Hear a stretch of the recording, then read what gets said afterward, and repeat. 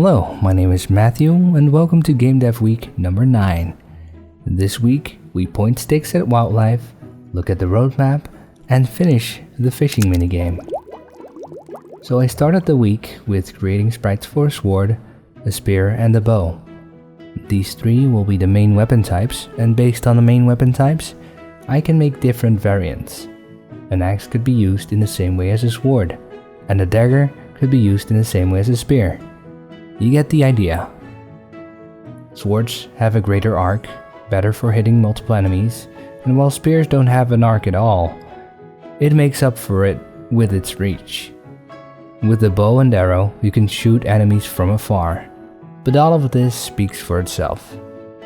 Where I want to make a difference is that every enemy has its weakness. Let's say the thick skin of a wild boar is strong against a sword, but weak against piercing damage of a spear or a bow. While the concept was clear, it meant I had to start creating enemies, create more animations, and add a lot of logic to the game. So I parked the concept for now and instead finished something I started working on last week. Oh, by the way, I hope to reach 500 subs by the end of the year, so liking this video and pressing that subscribe button is much appreciated. Okay, so last time I asked you guys what kind of fishing minigames you'd like to see, and from the reactions I've received, there seems to be a tie between button mashing and a minigame. All of you guys in the comments voted for a minigame, but friends and colleagues that are not active gamers thought the minigame would look too similar to Stardew Valley, and some thought it was a bit too complicated. So I've been tinkering about with a prototype that strikes a good balance between the two. The idea is that when a player hooks the fish, a circle will appear around the tackle. The goal is to keep the cursor within the green area. The cursor is controllable with the left and right keys.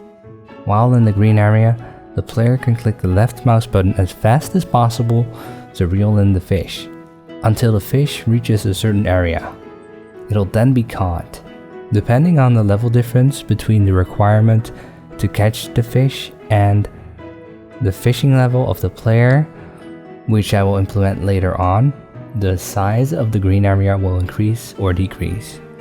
So now I finished the logic behind catching a fish, I started working on implementing combat.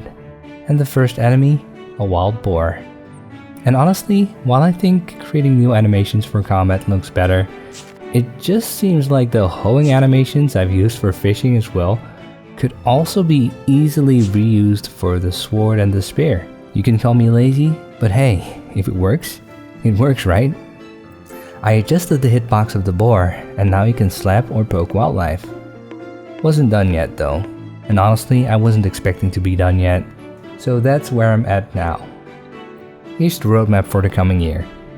By July, I hope to have finished most, if not all, of the planned gameplay features. You see, around that time, God willing, I'll be a dad once more, so I expect things to slow down for a while. You know, getting used to being a dad for a second time.